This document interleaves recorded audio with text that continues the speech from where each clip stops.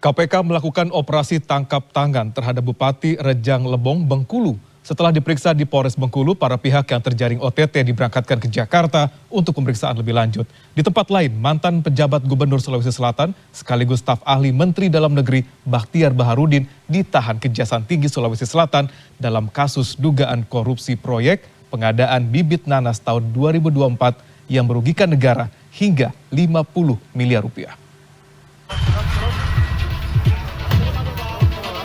Komisi Pemberantasan Korupsi melakukan operasi tangkap tangan di Provinsi Bengkulu pada Senin malam 9 Maret 2026. Dalam operasi tersebut, KPK mengamankan Bupati Rejang Lebong berinisial FT bersama sejumlah pihak lain. Budi Prasetyo menjelaskan setelah menjalani pemeriksaan awal di Mapolresta Bengkulu, FT dan pihak lainnya langsung diterbangkan ke Jakarta pada Selasa pagi untuk pemeriksaan lebih lanjut di gedung KPK.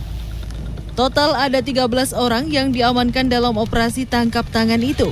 Dari jumlah tersebut, sebanyak 9 orang dibawa ke gedung KPK di Jakarta. Kegiatan OTT ini berkaitan dengan penanganan dugaan suap proyek.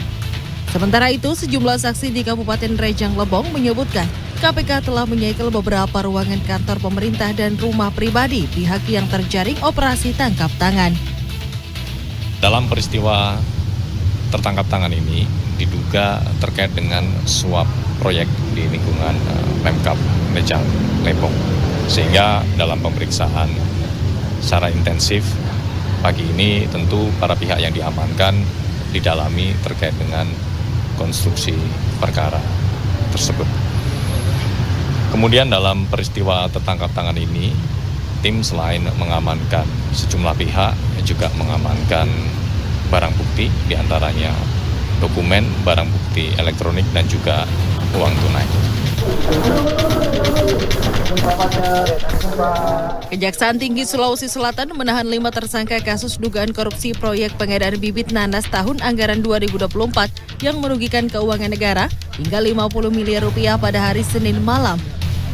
Mereka masing-masing adalah mantan penjabat Gubernur Sulawesi Selatan periode 2023-2024 sekaligus staf ahli Menteri Dalam Negeri Bakhtiar Baharudin serta 4 tersangka lainnya yaitu Hasan Sulaiman, Rio Erlangga, Rimawati Mansyur, dan Ririn Rian Saputra.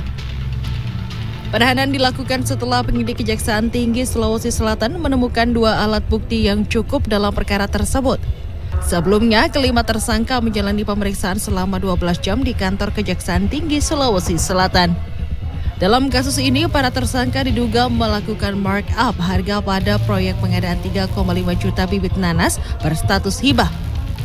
Proyek tersebut juga diduga direalisasikan tanpa perencanaan atau proposal yang jelas, namun tetap ditenderkan hingga menimbulkan kerugian negara sebesar 50 miliar rupiah.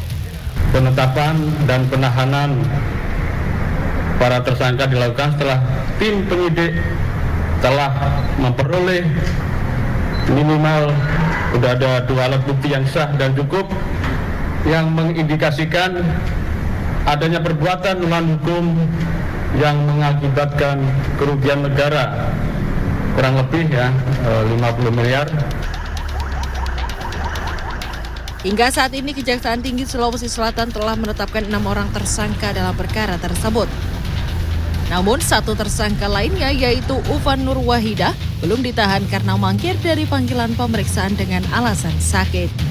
Tim Liputan CNN Indonesia.